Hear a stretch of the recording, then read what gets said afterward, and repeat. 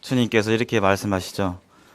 너희가 하늘의 천지의 기상은 분별하면서도 어찌 이 시대는 분간하지 못하느냐, 이런 말씀을 하십니다. 참 요즘 국제 정세가 상당히 어지럽고 혼란기에 있는 것이 사실입니다. 북한이 미사일을 개발하고 또 핵폭탄을 만들고 쏘고 이렇게 하는 가운데서 덩달아서 한반도의 긴장감이 이렇게 고조되는 것을 이렇게 볼 수가 있습니다. 그래서 한반도에 최신 무기들이 지금 계속 들어오고 있고 또 집결하고 있고 상당히 불안한, 뭐 핵잠수함도 어디 진도인가요? 거기에 이렇게 왔다고 하고, 뭐 B-52 폭격기, 전략 폭격기, 뭐 레이더에 걸리지 않는 F-22 랩터, 이런 뭐 최신 전투기들이 한반도에 모여들고 있습니다. 이로 인해서 우리도 긴장감이 들지만 주변 국가, 사실은 중국과 미국의 이 힘겨루기죠. 그래서 전쟁 뭐 위험도 있고, 그래서 지금까지 많은 뭐 이런 위험들이 있었지만 쉽사리 전쟁이 나지는 않겠죠. 그러나 누구도 이 역사에 대해서 확언할 수 없고 100% 장담할 수 없는 게 사실은 지나간 역사를 통해서 보는 교훈입니다. 누구도 뭐 안 일어난다 또는 일어난다라고 이게 장담할 수가 없겠죠. 그래서 정말 이 세상의 유일한 소망이고 또 빛과 소금이 되는 그리스도인들이 위정자들을 위해서 기도해야 할 그런 시급한 때가 아닌가 생각이 듭니다. 이스라엘의 열왕들이 하나님을 잘 섬기면 나라 전체가 주님 하나님의 그 복 가운데 있었고, 또 위정자들이 우상 숭배하고 하나님을 저버리게 될 때 백성들에게도 그런 것들이 퍼지게 되고, 그로 인해서 이스라엘이 그렇게 다루심을 받았던 것을 우리는 역사를 통해서 봤잖아요. 위정자를 위해서 기도해야 할 때임을 이렇게 보게 됩니다. 자, 로마서 말씀 이렇게 보는데요. 지난 시간에 이 로마서 1장 지금 보고 있습니다. 원래는 제 하기 전에는 한 시간에 한 장씩 하려고 했는데 1장에서만 지금 5번 돼서 참 예상보다 좀 늦게 가는 것 같습니다. 로마서 1장에서는 복음이 무엇인가, 그리고 특별히 1장 중반 이하부터는 하나님의 영광이 이르지 못한 사람들, 특별히 1장에서는 이방인들에 대해서 말씀하고 있습니다. 하나님께서는 우주 만물을 통해서 하나님이 살아계시고 이 세상을 주관하심을 친히 나타내셨고, 생각하는 사람이라면 충분히 그러한 것들을 관찰하고 생각함으로 하나님을 인지할 수 있고 하나님을 믿을 수 있는데, 인생들은 그러한 것들을 저버리고 관심이 없고, 인생의 본분이 하나님을 알아야 되고, 그 가운데 창조물을 통해서 알아야 되고, 마땅히 영광을 돌려야 되고, 먹고 사는 것이 저절로 되는 게 아니라, 그렇잖아요. 어부들이 그물을 바다에 던지면 물고기들이 잡히는데, 물고기들이 거기에 있고 잡히게 되는 것이 다 하나님께서 그 바다에서 키우시고 이렇게 해서 되는 건데, 그것은 싹 잊어버리고 그냥 욕심을 따라서 잡아서 먹고 그냥 끄시고 영광 돌리지 않고 감사하지도 않고 오히려 불평하고 하나님께 경배하지도 않는 그러한 끝에 모든 인생들, 하나님을 모르는 인생들은 생각이 허망해지고 쓸데없는 것만 생각하고 마음이 어두워져서 무엇이 참된 길인지, 무엇이 가치 있고 무엇이 하나님을 기쁘시게 하는 일인지 잘 모르고 참 그 결과 어리석게 되어버린 모습들을 살펴봤습니다. 어리석게 되어서 이제는 마땅히 하나님을 섬겨야 되지만 그 빈 마음의 공간들을 채우기 위해서 우상을 마음에 들이는, 그래서 뭐 자연물과 사람과 심지어 자기 자신까지 우상이 되어버려서 그 가운데 계속 다람쥐 쳇바퀴 돌듯이 그렇게 살아가고 있는 모습들을 성경은 말씀하고 있습니다. 그 끝이 바로 그 타락의 끝이 동성이었음을 지난 시간에 살펴보았습니다. 오늘은 로마서 21장 28절부터 32절 이하 말씀을 통해서 인생의 최우선순위가 무엇인가 대해서 다시 한번 성경이 말씀하시는 부분에 교훈을 받고자 합니다. 사람은 자주 잊어버려요. 저도 마찬가지고요. 자주 까먹고 잊어버리고 언제 눈물을 흘리면서 감동 받았느냐 하는 것처럼 그런 것도 싹 까먹고 자주 잊어버립니다. 그래서 하나님께서 반복적으로 이 하나님의 말씀을 통해서 우리에게 교훈해 주시고 그런 부분들을 느끼게 됩니다. 사람들은 스스로의 그 노력과 기술 연마로 인해서 점점 편리한 세상을 만들고자 지금도 나아가고 있습니다. 지금도 연구소에서 수많은 석박사들이 어떻게 하면 좀 더 편리한 세상을, 좋은 세상을 만들까 각 분야에서 연구하고 노력하고 있습니다. 그래서 세상이 예전에 비해서 많이 발전을 했습니다. 저희 어머니께서 자주 그런 얘기를 하세요. 세상 참 좋아졌다. 어떤 측면에서. 그리고 옛날 어른들이 참 어떻게 보면 좀 안 됐다. 옛날 어르신들이 이 좋은 세상, 이 좋은 막 그렇잖아요. 버스, 자동차. 옛날엔 30년 전만 하더라도 자동차 타는 사람도 사장님만 이렇게 타고 그랬는데 이 좋은 세상, 이 좋은 가전제품, 좋은 세상 하나도 못 누리고 갔으니 얼마나 참 어떻게 보면 불쌍하다. 그런 얘기도 가끔 하시거든요. 사람들이 많이 노력하고 있는데 과연 이 세상은 좋아지고 있는가? 우리가 사는 현실은 점점 발전하고 있는가? 한번 말씀을 통해서 이렇게 되돌아볼 필요가 있습니다. 우리를 둘러싼 그 현실을 한번 이 시간 좀 살펴보고 우리가 이런 세상 속에서 무엇을 최우선적으로 행하고 살아야 되는지 교훈을 하나님 말씀 통해 교훈을 받았으면 좋겠습니다. 먼저 우리가 사는 세상의 모습을 잠깐 보시겠습니다. 영상을 통해서요.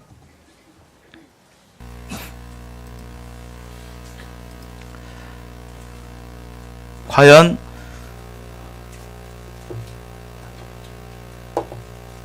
기술 발전으로 인해 세상이 점점 좋아지고 있는지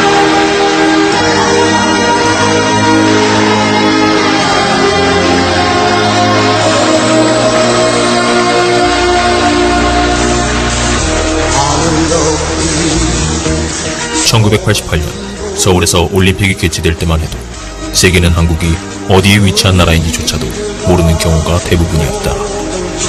그렇지만 올림픽을 성공적으로 치르고 또한 종합 메달 순위에서도 4위의 우수한 성적으로 생소했던 코리아라는 이름을 세계에 조금이나마 알릴 수 있는 계기가 되었다. 그로부터 14년 후 한국은 2002년 월드컵을 통해 4강의 신화를 이루며 많은 이들에게 대한민국의 존재감을 확실히 각인시키게 되었다. 한국은 과거에 전쟁과 식민지를 경험한 가장 못 사는 원조를 받는 나라에서 50년 만에 급속한 경제 발전을 이루어 원조를 주는 나라로 단 한 번도 사례가 없었던 기적의 나라로 알려지게 되었다. 더 나아가 한국은 조선기술 세계 1위의 선박대국이 되었고 세계 1위의 인터넷 보급 기술을 가진 나라가 되었으며 전 세계 시장의 40%를 점유하고 있는 세계 1위의 휴대폰 기술 국가가 되었다. 반도체 기술 또한 세계 1위로 메모리 분야에서는 전 세계 시장을 독식하게 되었고 LCD 모니터 또한 세계 1위로 기술과 생산 보급 등 모든 면에서 단연 독보적인 아성이 되었다. 또한 한국은 세계 6위의 발명 특허 출원국이 되었으며 세계 5위의 철강 생산 능력을 가진 나라가 되었고 또한 연간 350만 대의 자동차를 생산하는 세계 6위의 자동차 강국이 되었다.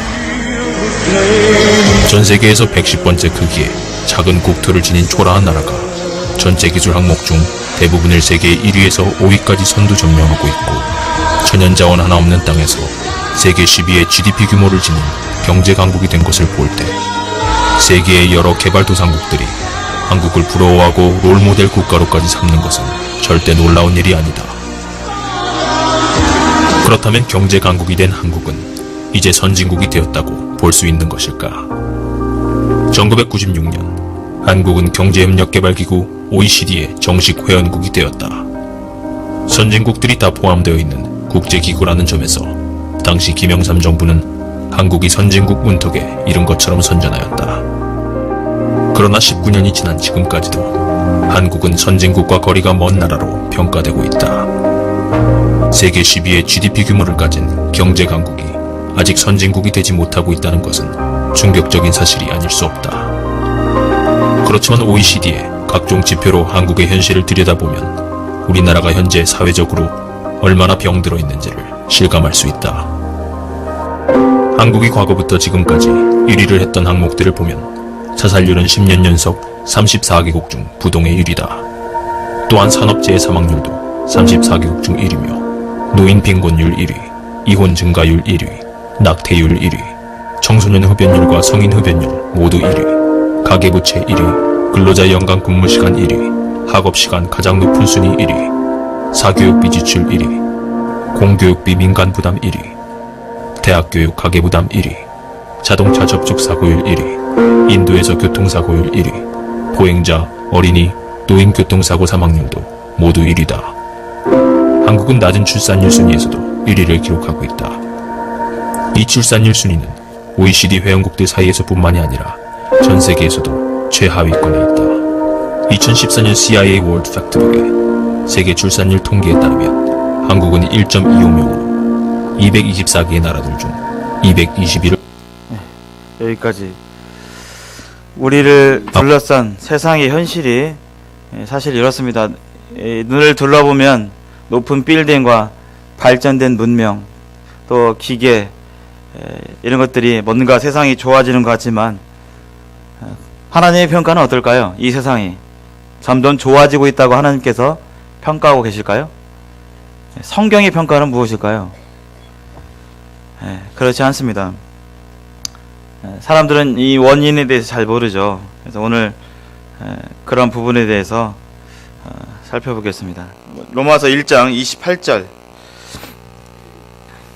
32절까지 교독하겠습니다. 제가 28절 읽고 29절 성도님들께서 읽겠습니다. 로마서 1장 28절부터 32절. 하나님을 버린, 하나님을 싫어해서 인간들에게 생긴 결과죠. 그러한 결과 속에 우리가 지금 이 세상을 살고 있습니다. 또한 그들이 마음에 하나님 두기를 싫어하며 하나님께서 그들을 그 상실한 마음대로 내버려 두사 합당하지 못한 일을 하게 하셨으니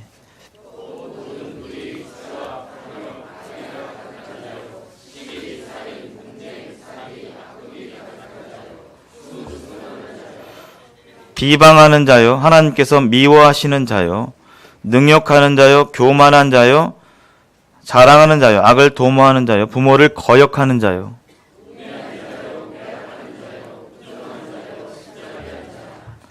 그들이 이 같은 일을 행하는 자는 사형에 해당한다고 하나님께서 정하심을 알고도 자기들만 행할 뿐 아니라 또한 그런 일을 행하는 자들을 옳다 하느니라.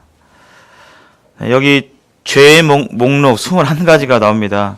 하나님을 모르고 살아가게 될 때 인간에게 나타나는 죄악의 모습이죠. 이러한 모습들이 구속받은 성도와 전혀 관련이 없다. 그것은 아니겠죠. 왜냐하면 우리에게 아직 육신이 있기 때문에 아직도 이러한 부분에 사단에게 때때로 속고 함으로 죄를 짓기도 합니다. 28절에 보면 그들이 마음에 하나님 두기를 싫어하며 이라는 표현이 나와요. 하나님 두기를 마음에 싫어하기 때문에 그들에게 이러한 일들이 벌어지게 되는 것입니다. 그래서 하나님 두기를 싫어한다. 이것을 좀 더 살펴보면 그것은 바로 하나님께 대한 반역이고 교만한 것입니다. 하나님은 우리를 만드셨고 하나님께 영광을 돌리도록 우리를 그렇게 지었습니다. 그럼에도 지음받은 피조물이 하나님을 싫어하고 두기를 싫어한다는 것은 교만이죠. 그래서 이러한 고백과 문구들이 요즘 살아가는 시대의 사람들에게 크게 어색하지 않습니다. 내 마음대로 살겠다. 학교에서도 네 꿈을 펼쳐라. 네 꿈이 무엇이냐? 네 꿈이 이루어져라. 이렇게 가르치고 있고, 개인의 인권이 계속적으로 부각되고 있고, 물론 사람은 존귀하죠. 그러나 더 존귀하신 분은 하나님이시죠. 또 내 생각대로 내 인생을 살겠다. 내 생각대로. 그렇게 안 살면 지금은 바보가 되는, 바보로 인정받는 그런 세상입니다. 내 기준대로 살겠다. 다 이 내 기준이라는 것은 에덴 동산에서 있었던 일이죠. 선악과를 따먹음으로 인해서 그 기준이 하나님에서 각자 인간에게 왔습니다. 그래서 절대적인 것이 없는, 다 좋아도 나를 기분 나쁘게 하면 그것은 나쁜 사람이고, 다 내 기준에 맞춰서 살아가는. 그래서 사람들 사이에 많은 트러블이 사실은 이런 부분이죠. 스타일이 다르고 생각하는 바가 다르고 하기 때문에 그런 것들이 부딪히고 해서 이런 것들이 나타나는 것입니다. 내 방식대로 살겠다. 이런 모든 것들이 사실은 교만이고 죄의 뿌리입니다. 구원받은 이후에도 우리 마음 가운데 이러한 마음이 작용할 수 있다는 거예요. 하나님 말씀을 듣고 또 하나님 뜻대로 인도를 받는다고 고백하지만 여전히 내 속마음대로, 내 마음의 계획대로 어떤 일을 행하고 내 생각대로 그냥 하고 내 기준대로 하고 내 방식대로 해나가는 그러한 모습들이 사단에게 이렇게 속아서 종종 이렇게 있는 것을 보게 됩니다. 그러나 우리의 마음은 이미 부패했고 참 상한 것이 없죠. 여기 죄의 뿌리가 바로 하나님 두기를 싫어한다고 했는데요. 여기 이 차가 바로 세계에서 가장 비싼 차입니다. 455억이에요. 그렇게 좋아 보이지 않죠? 예. 부가티라는 차입니다. 뭐 요즘 학생들은 좀 알 거예요. 뭐 람보르기니 또 뭐 있죠? 벤틀리 뭐 이런 이렇게 비싼 차들 한 번도 실제로 보진 않았지만 그 중에서 가장 비싼 차가 부가티라고 합니다. 455억. 뉴스 기사에 이렇게 썼더라고요. 메시 연봉으로도 못 산다. 메시 연봉이 280억 정도 되는데, 유명한 축구 선수 메시가 있는데요. 세계 최고의 공격수. 455억이라고 합니다. 우리는 참 이런 차 갖고 있다면 어떻게 하겠어요? 누가 그냥 이거 길 가다 옷이라도 스치나 막 단추로 막 해가지고 그 스크래치나 하나 이렇게 막 그러잖아요. 뭐 가지고 다니지도 못할 것 같아요. 귀하죠. 455억이나 되니까요. 세상에 딱 2대 있다고 합니다. 2000년대, 2013년도인가 경매할 때 가격이래요. 2대 있는데 지금 모셔만 놓겠죠. 이거 타는 사람 없겠죠. 모셔만 놓고 그냥 이 소유한 것으로 막 자랑 삼겠죠. 하나님께서 이 인간들을 볼 때 인간은 그처럼 이와 비교할 수 없는 걸작품입니다. 이거 걸작품이잖아요. 잘 만들어도 괜히 뭐 400 얼마 하진 않겠죠. 네, 우리 인간이 바로 이거와 비교할 수 없는 가치를 가진 존귀한 존재였는데 그러한 존재가 하나님을 마음에 두기 싫어해서 이제 완전히 망가져버린, 마치 이 차가 일본 후쿠시마에서 원전 사고 있었잖아요. 원전 사고 나면 회복이 안 되죠. 마치 그 원자력 그 방사능에 오염된 것 같은 회복 불가한, 그냥 폐기하는 게 폐기밖에 할 것이 없는, 뭐 침수라도 되면 뭐 이렇게 딱딱 닦아가지고 이렇게 뭐 열처리해가지고 할 수도 있겠죠. 마치 그와 같은 존귀한 차가 방사능에 오염돼서 이제는 버릴 수밖에 없는 그러한 처지에 놓인 모습을 이 말씀을 통해 이렇게 떠올려 보게 되었습니다. 그래서 이 죄의 뿌리는 마음에 하나님 두기를 싫어하는 것인데요. 그것이 뿌리가 되어서 사실은 열매가 나타나는 것이죠. 그래서 여기 보면 온갖 거짓과 탐욕, 21가지 죄가 이제 뒤에 이렇게 쭉 나옵니다. 교만하고, 불순종하고, 불친절하고.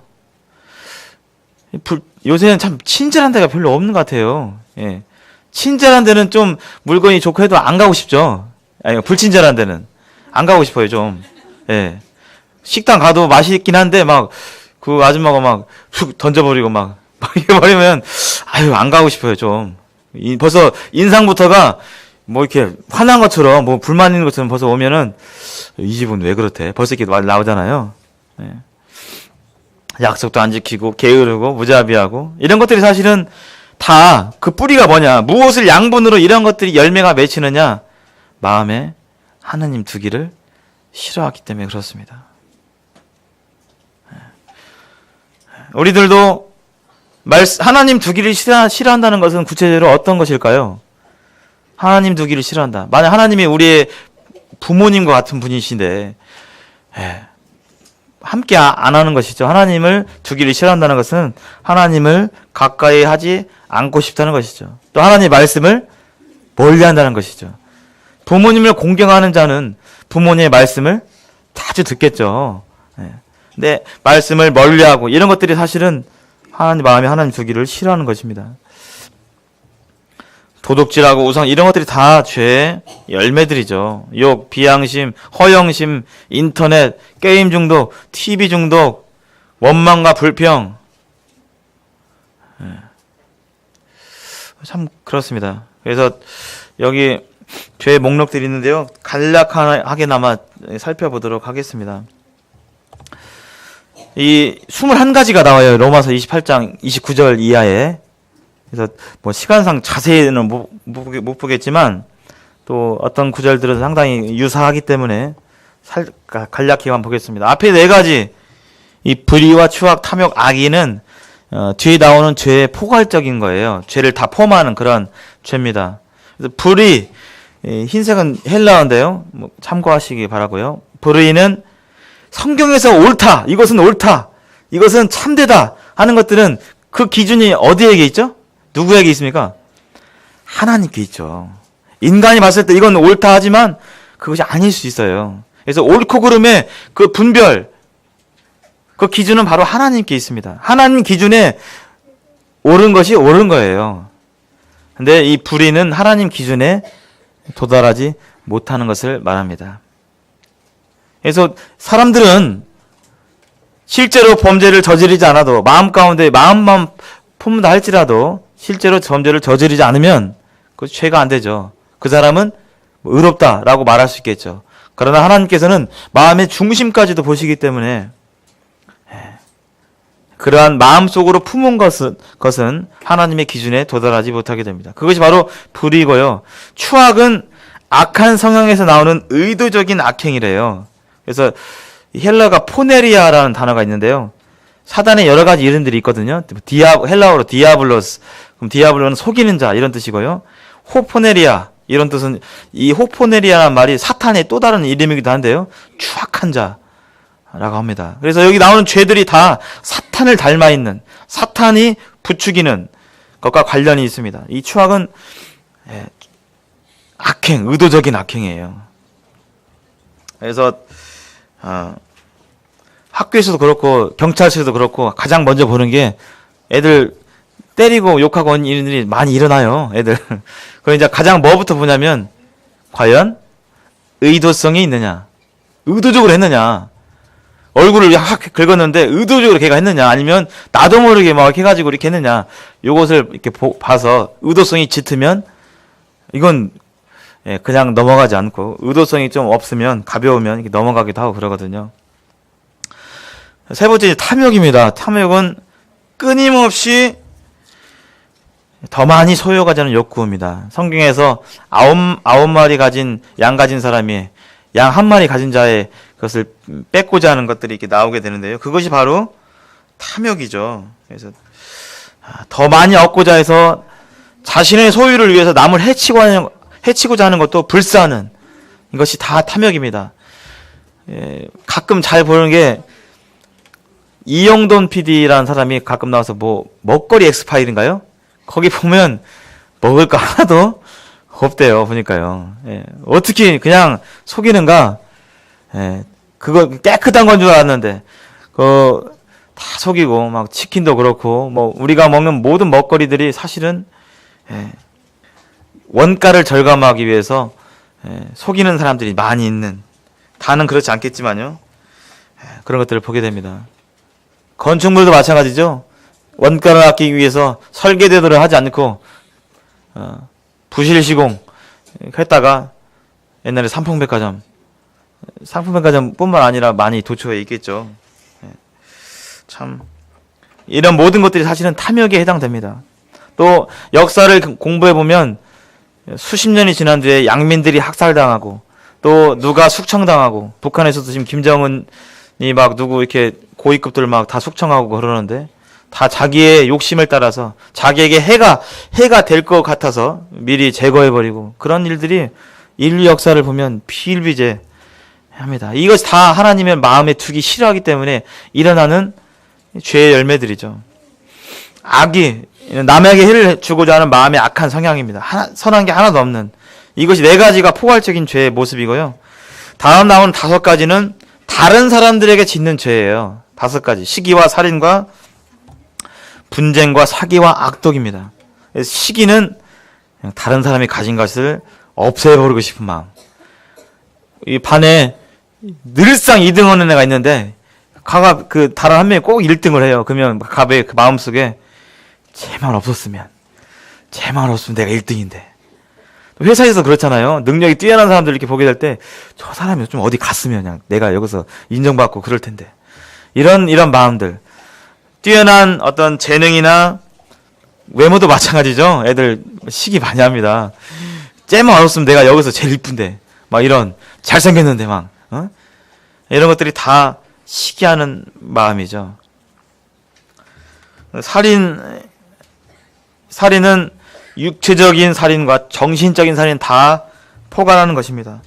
요즘 그 학교 장기 결석자들 교육청에서 전수조사 전체 조사해가지고 보니까 몇 명 아이들은 정말 끔찍한 상태를 발견하셨죠. 뭐 자녀를 죽여서 이렇게 유기하고 입에도 담기도 좀 그래요.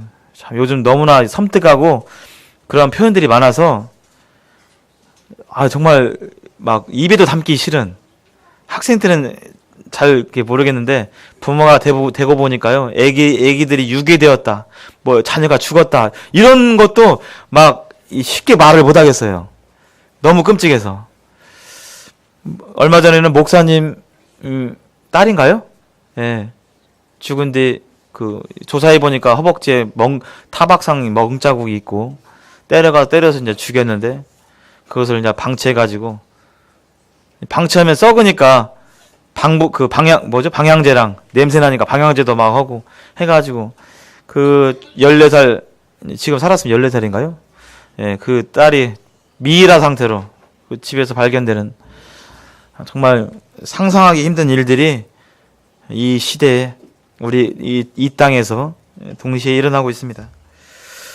사람들은 지금까지 역사 속에서 그 이상적인 나라를 꿈꿔왔어요. 그래서 이상적인 나라, 이제는 더 이상 뭐 노예 시대 때는 노예가 없는 이성적인 세상이 건설된다. 개벽이 일어난다. 이렇게도 얘기하고 동양에서는 무릉도원, 뭐 극락, 뭐 여러 종교와 이런 걸 통해서 이렇게 꿈꿔왔잖아요. 서양에서는 유토피아라고 해서 이제는 그 이상적인 세계, 행복이 넘치는 세계가 올 것이다. 어떻게 올 것이냐? 바로 인간의 과학기술로 올 것이다라고 신봉하고 이렇게 달려가고 있지만 세상은 점점 더 악해져 가고 그런 모습들을 보게 됩니다.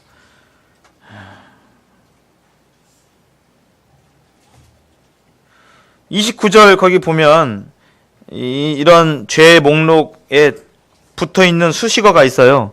이런 것들이 조금 있다가 아니라 가득 차 있다예요. 사람들의 이 마음 가운데 가득 차 있는 거예요. 가득. 예. 그리고 분쟁은 에리스라는 단어인데요. 온갖 종류의 다툼을 얘기합니다. 온갖 종류의 다툼. 요즘 시비 거는 사람들도 많아요. 뭐 꼬투리만 있으면 막 시비 걸고 막 싸움 걸려고 하고 이런 사람들도 상당히 많고 뭐가 이렇게 불만인지 그런 사람들도 상당히 많습니다. 또 사기. 뭐 말할 필요가 없죠. 속이는 거. 이 돌로스란 단어는 동물들을 잡을 때 쓰는 미끼나 덫을 나타내는 헬라어라고 그래요. 그래서 속이는 거죠. 미끼 가지고 속이는 거죠. 이런 사기 얼마나 많습니까? 뭐 보이스피싱으로 사기하고 그냥 어떻게 그럴듯하게 그냥 속이는가? 그냥 깜빡 정신 오면 그냥 이 수법은 계속적으로 늘어나더라고요. 또 뭐 주유소에서 가짜 기름이라든지 이런 영상을 한번 보겠습니다. 이런 모습들을 잠깐 이렇게 살펴보고 영상으로 한국에서 어떻게 일어나는지 좀 이따가 살펴보도록 하겠습니다. 악독, 앙심을 품고 원한을 가지고 무고한 사람을 해치는 마음이 바로 악독입니다. 요즘 여성 운전자들도 참 많아졌어요. 운전하다 보면 난폭 운전하고 막 좀만 끼어들게 안 해주면 막 화내고 막 그런 사람들 많죠. 그래서 뉴스 보면 막 그 좀 빵빵 걸었다고 갑자기 내려서 막 3단 한번 꺼내가지고 내려 막 이렇게 하고. 그리고 인터넷 실제로 보세요. 인터넷에 이런 거 많이 팔아요.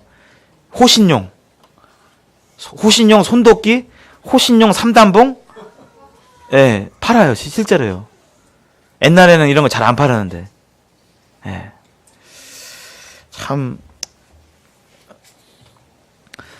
그 다음 10번째, 11번째는요, 말로 짓는 죄입니다. 그래서 수군수군과 비방이 있습니다.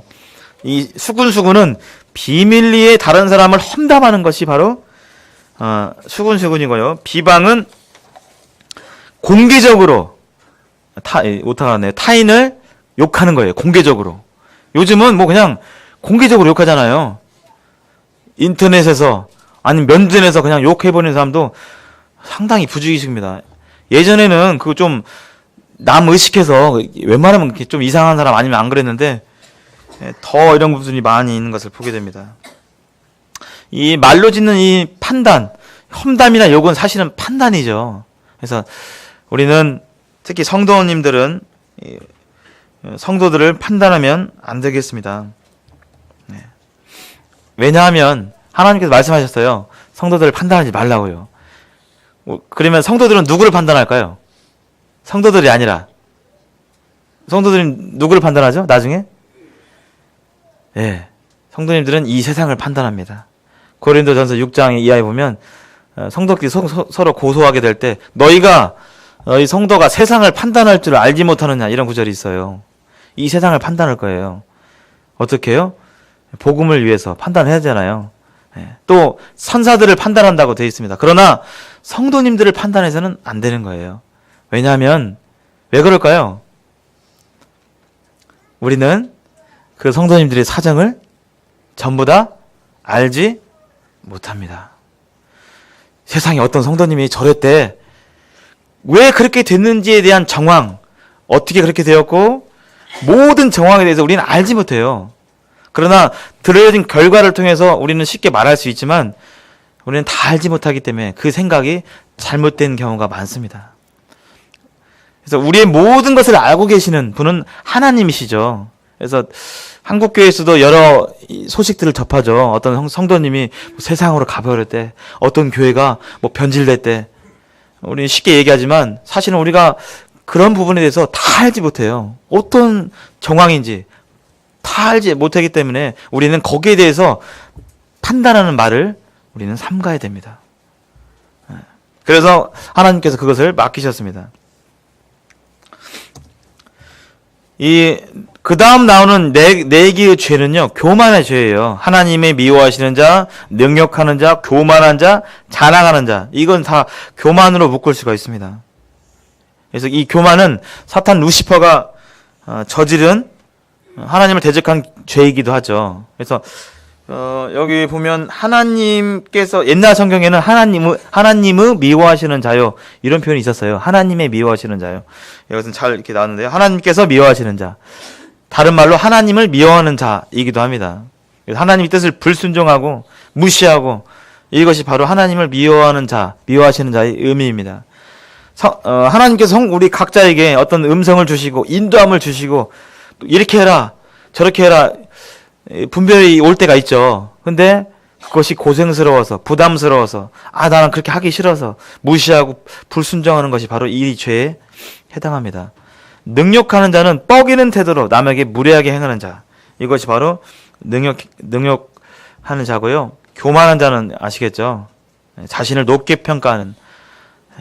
자랑하는 자, 헛봉을 떨며 자랑, 이것이 이제 그런 의미가 되겠습니다. 그래서 성도님들은 주 안에서 자랑을 하고 이렇게 되어 있잖아요.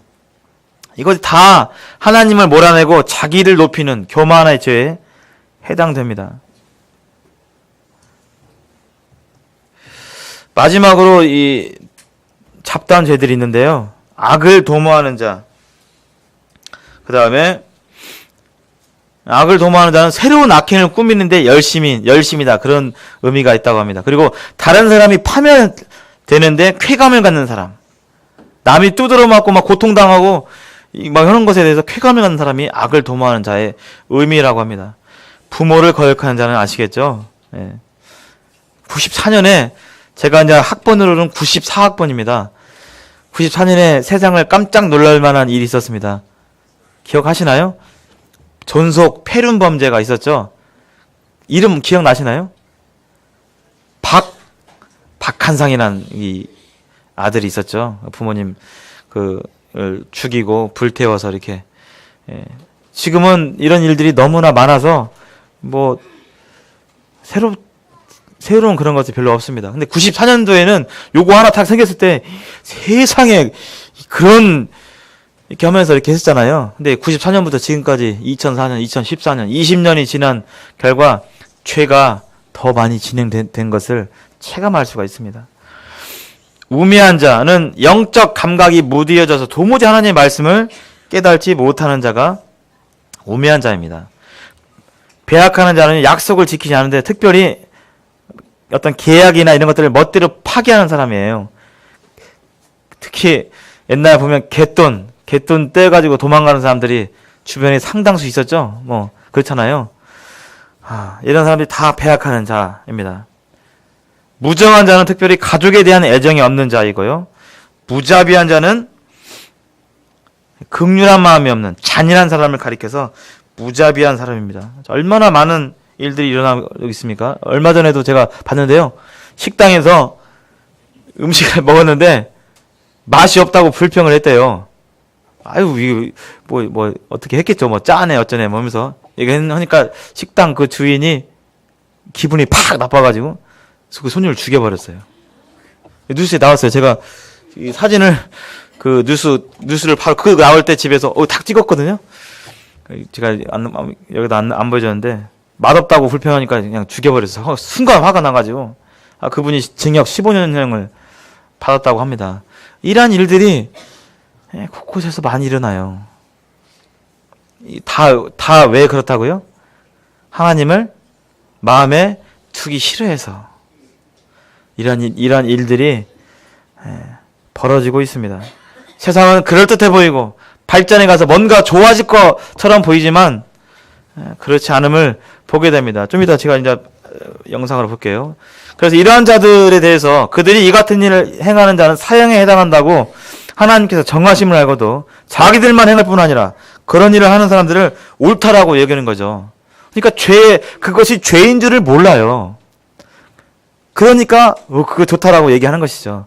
저는 이런 것을 학교에서 많이 경험합니다. 설마 이것도 모를까 하는 것에 대해서 아직은 아이들이 미성숙하기 때문에 몰라요. 애가 탁 때리는 것이 당연히 죄잖아요.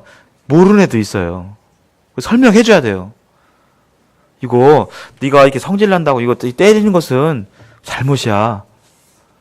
설명해줘야 되는 단계까지 이르렀습니다. 옛날에는 그냥 그랬잖아요. 당연히 그건 잘못이고 죄고 했는데 지금은 몰라요. 그것이 잘못인지. 설명해줘야 하는 데까지는 그런 모습들을 보게 되는데요. 성경은 이러한 사람들에 대해서 사형이라고 말하고 있습니다. 특별히 이방인들에 대해서 결론적으로 사형이라고 말하고 있습니다. 우리 사회에서 어떻게 이런 것들이 이렇게 벌어지고 있는지 한 단면을 한번 보겠습니다. 여기 보면 그냥 그런 원인 중에 하나로 뭐 여러 가지가 있겠죠. 맞벌이에 대해서 나옵니다. 맞벌이. 그래서 맞벌이라는 사람은 다 죄악이고 이건 아니죠. 그래서 여러 가지 상황들이 있기 때문에 뭐 그렇지만 단순하게 돈을 더 많이 벌고자 어떤 걸 누리고자 맞벌이하는 사람들 있잖아요. 뭐 10억을 모으기 위해서 나 혼자는 부족하니까 당신도 일해 해가지고 이런 추세 그런 걸 가리킵니다. 뭐 일률적으로 적용할 수 있는 건 아니니까요.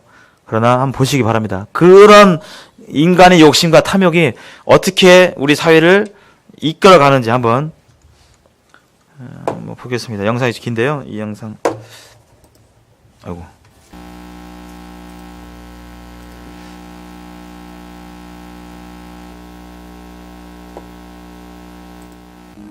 맞벌이가 가져다주는 가장 큰 문제점은 바로 자녀 양육으로 이어진다. 그리고 이 문제점은 이미 가정적으로나 사회적으로 대두되고 있다.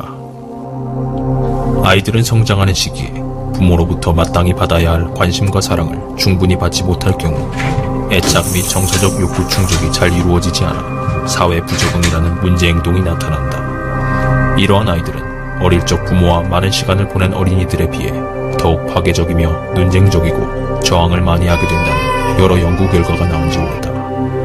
심지어 하루에 3시간 이상 엄마 냄새를 맡고 자란 아이들은 정서적으로나 지능적으로 더 높은 발달 수치를 보였다고 고려대학병원의 아동심리 전문가 이현수 박사가 연구 결과를 발표한 적이 있다. 그리고 아이가 10살까지는 부모와 단지 같은 공간에 있는 것만으로도 아이의 생리적 욕구, 안전의 욕구, 사랑과 소속의 욕구, 그리고 자존감의 욕구까지 충족된다는 것이다.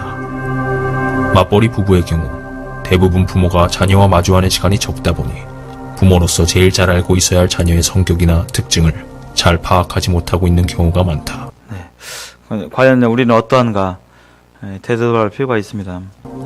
더 나아가 자녀를 장시간 방치된 상태로 두게 된 것에 대한 죄책감과 미안함으로 인해 부모가 자녀의 잘못된 점을 지적하거나 바로 잡아주지 못하는 경우가 대부분이고 오히려 무조건적인 칭찬과 과도한 애착을 보이는 경우가 많아 아이가 객관적이지 못하고 다소 이기적이고 자기중심적이 될 가능성이 높아진다는 것이다. 더욱 심각한 것은 한국은 현재 1.25명의 출산율 통계가 보여주듯이 대부분의 가정이 독자 시대가 되어 아이들은 어렸을 때부터 혼자서 지내는 것에 익숙해져 있다. 과거의 아이들은 형제나 자매 혹은 친구들끼리 공동체 속에서 같이 지내며 서로 나눠 쓰던 생활 방식이 익숙해져 있었지만 오늘날 대부분의 청소년들은 어렸을 때부터 혼자 자라 각자 개인의 컴퓨터와 개인의 스마트폰 등 혼자 자신만의 것을 소유하고 독차지하는 것에 익숙해져 있다. 그러다 보니 서로 양보하고 기다리는 것이 무뎌졌고 다른 이들로부터 간섭을 받거나 지시받는 것에 익숙지 않다. 네, 아마 사업장에서 일하시는 분들은 피부적으로 많이 느낄 겁니다. 일을 이렇게 해보면 젊은이들 이렇게 대할 때 젊은이들의 성향이 한결같지는 않잖아요. 옛날 젊은이들하고 지금 젊은이들하고 대체적인 성향이 바로 이런 부분에 기인한 부분도 있습니다. 요즘 청소년들은 자기 나름의 외모와 개성을 추구하는 것은 확연히 두드러진 반면 남에 대한 배려가 매우 약하다. SNS나 인터넷상 댓글들을 통해 자신의 의견을 자유롭게 표현할 수 있는 장점이 있는 반면 주관적이고 자기중심적 사고로 인해 자기 주장이 강해지고 조급함과 불평불만 또한 화와 짜증을 다스리지 못하는 충동범죄가 급증하는 추세다. 국내에서는 선임을 때리는 하극사, 총기 난사, 자살 사고 등 여러 형태의 사건이 매해 증가하고 있다. 강원도 화천 5부대에서도 상병이 화가 난다는 이유로 근무 중에 후임병 4명을 대검으로 찌르고 2013년 10월 국방부가 제출한 자료에 따르면 2012년 육해 공군 예하부대의 영창 징계자는 15,660명으로 3년 전에 비해 32.4% 증가했다. 그렇지만 이런 일들이 군부대 내에서만 일어나는 것은 아니다. 아니면 몇번 이랬으면은 사과하고 해야 될 거 아니야! 나만 쳐다라라. 하지마! 빨리 조용하시고 운전이나 하세요. 뭘 잘했다고 난리야 지금 여기서. 여자 운전이 아니랄까 말 더럽게 많네. 요즘은 버스나 지하철 등 공공장소에서 욕을 서스름 없이 내뿜고 소리를 지르거나 윗사람에게 반말을 하는 등 막말녀, 막말남이라는 제목의 기사들이 뉴스에 자주 등장하는 것을 볼 수 있다. 이거한테 반말했잖아. 일방적으로 자신의 감정만 분출하며 관용과 배려가 결여된 태도를 보이는 경우다. 이러한 현상은 요즘 청소년들이 어렸을 때부터 주입식 교육을 통해 암기나 문제 풀기 등 지식과 개인 스펙은 쌓아가지만 공공의식과 사회적 예의 등 도덕적인 면에서는 교육과 훈련이 턱없이 부족하여 발생하는 문제들이다. 또한 우리나라 교육 특성상 어렸을 때부터 토론 문화에 익숙해져 있지 않아 많은 이들이 이성적인 문제 해결보다는 비난과 부정적 감정 표출을 보이며 자신과 다른 의견을 수렴하는 능력이 턱없이 부족한 경우가 대부분이다. 사회에 적응하지 못해 반사회적 인격장애를 보이는 이들도 해마다 증가하고 있다. 운전을 하다 산단복을 휘두르고 총을 들고 위협까지 이별을 하는 통보했다고 차로 들이받는 등 모두 순간의 분노를 참지 못해 발생한 것입니다. 인격 행동장애라고 부르는데요. 특히 젊은층 남성에게 많은 것으로 나타났습니다. 식당에서도 어서 오세요가 대표 인사말이 됐을 정도로 우리 사회는 서두르는 것에 익숙해져 있고 삶의 여유는 없는 듯하다. 빠른 경제 성장과 함께 자신의 입장과 이익에만 집착하는 미성숙한 모습을 보이는 사람들이 점점 늘어나고 있다. 조급함과 불평불만, 화짜증 등 또한 자기의 욕구를 다스리지 못하는 중동범죄도 급증하고 있다. 한국은 지난 몇 년 사이에 폭력행위와 각종 성범죄들, 또한 돈에 눈이 멀어 가족까지 살해하는 등 각종 보험 사기나 상상조차 할 수 없는 사건들이 뉴스에 점점 더 자주 등장하고 있다. 존속살인 같은 경우도 2013년도에 56건이었대요. 아까 94년도에 박한상 사건이 있었는데요. 2013년도에 56건이 부모를 참 죽이는 어처구니없는 일이 56건 있었는데요. 2014년도에는 그것이 90몇 건으로 늘어나요. 점점 과거의 한국은治安 좋은 나라 10위권 안에 들 정도로 세계에서 가장 안전한 나라로 여겨졌다. 그렇지만 2012년 사법연감 자료에 의하면 우리나라 강력범죄는 지난 5년 사이에 2배 이상 증가했고 청소년 성범죄는 10년 새 11배나 증가했다. 또한 OECD 통계에 따르면 intentional homicide, 즉 의도된 살인 건수에는 한국이 34개국 중 6위를 차지하고 있다. 의도된 살인은 그거죠. 일부러 죽이는 거죠. 어떻게 하다가 이렇게 서는데 맞아서 이렇게 주는 게 아니라 그런 것입니다. WHO 세계보건기구의 각 나라별 각종 범죄 순위 조사에 의하면 강도는 스페인이 1위, 마약은 독일, 납치는 영국, 폭력은 미국이 1위를 하고 있는 가운데 횡령은 한국이 2위를 하고 있고 사기 범죄는 한국이 1위를 차지하고 있다. 정말 신뢰가 떨어진, 믿을 수가 없는. 특히 돈에 관련된 범죄 분야에서 한국이 세계 1, 2위를 차지하고 있다는 것을 볼 때 우리나라가 얼마나 돈에 눈이 멀어 있는지를 다시 한번 실감하게 해줍니다. 미국 스탠퍼드 대학 교수이자 하버드 대학교 정치학 박사인 프랜시스 후쿠야마는 한 나라가 선진국이 될 수 있는 조건 중 하나는 바로 그 사회에서 신뢰가 형성되는 것으로 주장하므로 새로운 경제학 개념을 도입하였다. 즉, 한 개인이 가지는 신뢰의 범위가 가족 혈연 사이에만 존재하는 것이 아니라 혈연을 넘어 공통된 관심사에 대해 공동체를 형성하여 고신뢰 사회를 만들면 경제 성장률이 높아진다는 것이다. 후쿠야마 박사는 4개의 저신뢰 국가로 중국, 이탈리아, 프랑스, 그리고 한국을 뽑았다. 한국 사회가 얼마나 저신뢰 사회인지는 만화 한 편이 고스란히 보여준다. 주부 한 명이 시장에 가서 야채를 사며 너무 비싸다고 1,000원을 깎아달라고 한다. 결국 1,000원을 깎아 사고 스스로 자신의 알뜰함에 만족하고 있을 때 야채를 판 상인은 중국산 야채를 사갔다며 비웃으며 좋아한다. 그리고 이번에는 야채를 팔던 상인이 상가 분양을 받으러 가서 흥정을 한다. 그렇지만 인건비도 안 남는 장사라고 말했던 건설업체 사장은 싸구려 소재로 지은 집을 비싸게 팔았다며 좋아한다. 그리고 이번에는 건설업체 사장이 차를 사러 중고차 시장에 찾아간다. 자동차 딜러와 흥정 끝에 저렴하게 구급차를 싸게 샀다고 좋아하지만 뒤에서 딜러는 킬로수를 조작한 거라며 비웃는 모습이다. 그리고 그 자동차 딜러는 집에 돌아와 생활비가 왜 이렇게 많이 들어가냐며 아내에게 물어본다. 그러자 아내는 영수증을 보이며 어쩔 수 없다고 한다. 남편은 뒤돌아 자신이 돈을 딴 곳에 숨겨놓은 것에 좋아하지만 아내는 가짜 영수증으로 돈을 더 타냈다며 옷을 한 벌 사기로 한다. 이렇게 한국 사회 전체가 심지어 가족까지 신뢰가 사라진 모습을 한 편의 만화로 표현한 것이다. 후쿠야마 박사는 경제가 성장해도 신뢰가 없는 나라는 선진국 문턱에서 좌절하고 말 것이라고 하였다. 그의 말처럼 한국은 아직도 수년간 선진국 문턱에서만 허덕이고 있다. 경제력이 약해서가 아니다. 지식이 부족해서도 아니고 일을 너무 적게 해서도 아니다. 관용과 배려가 사라졌기 때문이고 신뢰와 사랑이 없어졌기 때문이다. 그리고 절차와 과정은 무시한 채 결과에만 초점이 맞춰져 있기 때문이다. 동방예의지국은 어디로 간 것일까? 정 많던 나라 대한민국은 어디로 사라진 것일까? 만약 지금처럼 극도의 개인주의로 공동의 가치를 상실하고 감성 위주의 창의성과 혁신만을 중시한다면 한국 사회는 더욱 심한 갈등으로 뒤덮일 수밖에 없다. 이 말씀 속 영상이 이런 것들이 바로 우리가 살아가는 세상의 모습입니다. 일부 특이한 사람들에게만 해당되는 것이 아니죠. 성경은 바로 이 하나님을 떠났기 때문에 이러한 일들이 일어나는 것입니다. 교육으로 될까요? 더 많이 교육받고 더 많이 인성교육하고 그러면 사람들의 이 본성, 인성이 바뀔까요? 그렇지 않습니다.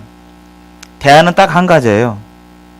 이러한 것을 근본적으로 바꿀 수 있는 대안은 바로 저와 성도님들의 손과 발에 달려 있습니다. 오직 복음밖에는 없습니다. 한 사람이 구원받는 것만이 진정한 변화를 일으킬 수 있는 것입니다. 그래서 1장에 이제 마무리를 하겠는데요. 오늘 이렇게 죄악된 모습을 상당히 많이 보았습니다. 어떻게 보면 부정적인 모습만 많이, 좋은 면도 있겠죠. 그러나 성경에서 말하는 이 이방인들의 결론은 사실은 죄로 가득 차 있다. 결론적으로 이 죄 유죄입니다. 사형에 해당한다고 말하고 있습니다. 복음이 아니면, 하나님의 의가 아니면 희망이 없는, 좋은 집에 좋은 차에 수백억 가지고 있는 사람 부러울 거 없을 것 같지만 역시 그에게도 우리 안에 있는 이 복음이 필요합니다. 전하지 않으면 그는 그렇게 살다가 죽게 되고 지옥에 갈 수밖에 없겠죠. 그래서 유일한 희망, 이러한 점점 악해져가고 편해지고 발전하지만 점점 악해져가는 세상 속에서 우리가 어떻게 살아야 되겠는가? 우리가 할 일이 무엇인가는 바로 유일한 대안, 이 복음을 힘써서 전하는 것입니다. 그래서 사람에게 최우선적인 순위는 구원받은 사람이든 구원받지 않은 사람이든 최우선 순위는 바로 하나님이십니다.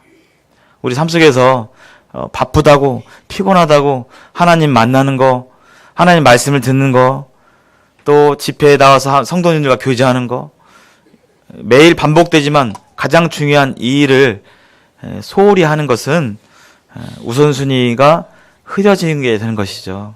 그래서 사단이 그것이 바로 노리고 있는 것이긴 합니다. 우리의 우선순위가 흐트러지면 우리를 통해서 이 유일한 대안, 세상을 변화시킬 수 있는 유일한 대안인 이 복음이 전해지는 게 지체되겠죠. 저와 여러분이 모두 그러한 부분에서 편만하게 복음을 전하는데 계속적으로 열심을 내고 함께 가게 되기를 소망하고 기도합니다. 감사합니다.